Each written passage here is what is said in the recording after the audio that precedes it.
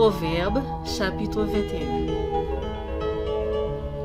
Le cœur du roi est un courant d'eau dans la main de l'Éternel. Il l'incline partout où il veut. Toutes les voies de l'homme sont droites à ses yeux, mais celui qui pèse les cœurs, c'est l'Éternel.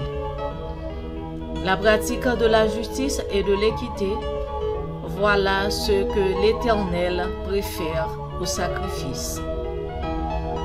Des regards hautains et un cœur qui s'enfle, cette lampe des méchants, ce n'est que péché. Les projets de l'homme diligent ne mènent qu'à l'abondance, mais celui qui agit avec précipitation n'arrive qu'à la dizaine. Des trésors acquis par une langue mensongère sont une vanité fugitive et l'avant-coureur de la mort. La violence des méchants les emporte parce qu'ils refusent de faire ce qui est juste. Le coupable suit des voies détournées, mais l'innocent agit avec droiture. Mieux vaut habiter à l'angle d'un toit que de partager la demeure d'une femme querelleuse. L'âme du méchant désire le mal. Son ami ne trouve pas grâce à ses yeux.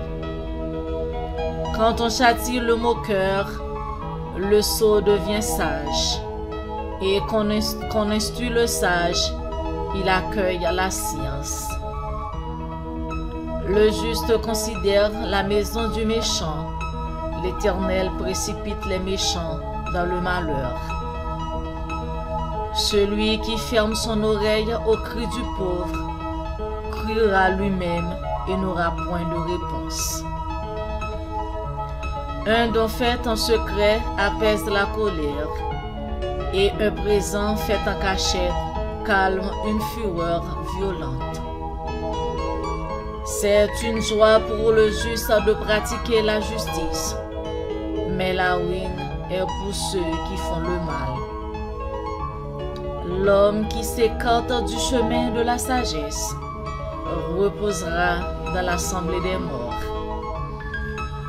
Celui qui aime la joie reste dans l'indigence. Celui qui aime le vin et l'huile ne s'enrichit pas.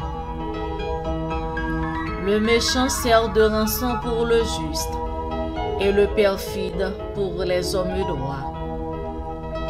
Mieux vaut habiter dans une terre déserte qu'avec une femme querelleuse et irritable. De précieux trésors et de l'huile sont dans la demeure du sage, mais l'homme insensé les engloutit.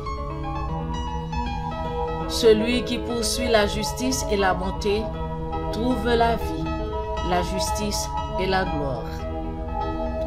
Le sage monte dans la ville des héros et il abat la force qui lui donnait de l'assurance. Celui qui veille sur sa bouche et sur sa langue préserve son âme des angoisses.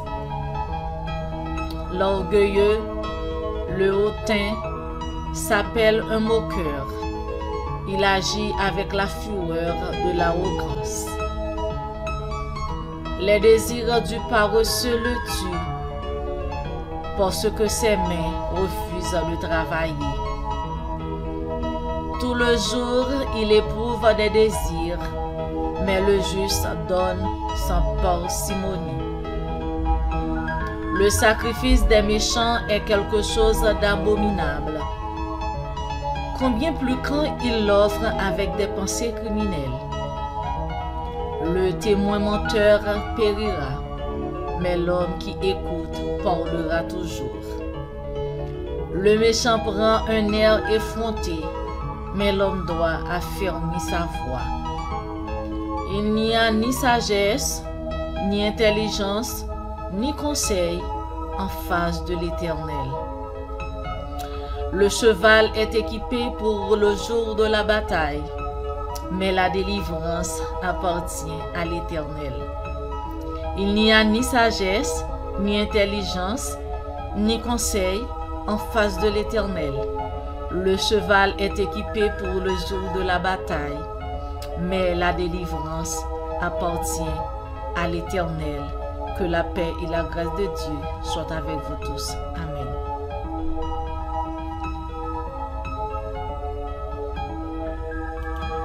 Proverbe chapitre 22. La réputation est préférable à de grandes richesses, et la grâce vaut mieux que l'argent et que l'or. Le riche et le pauvre se rencontrent, c'est l'Éternel qui les a fait l'un et l'autre.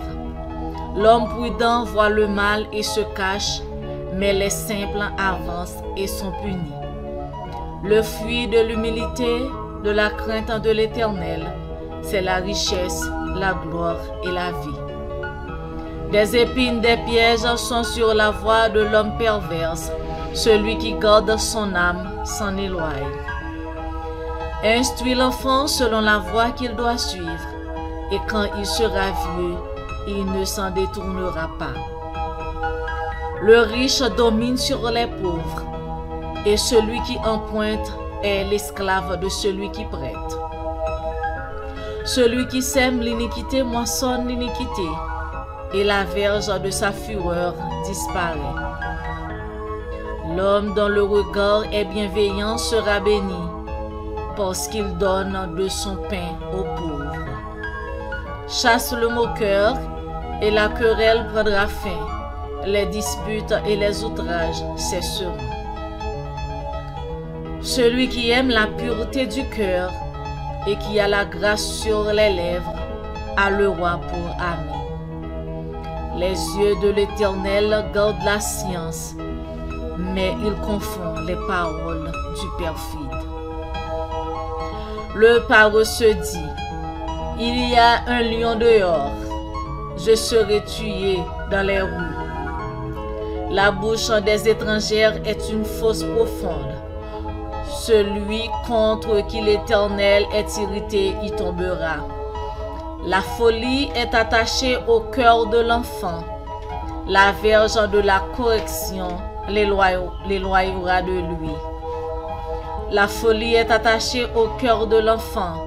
La verge de la correction l'éloignera de lui.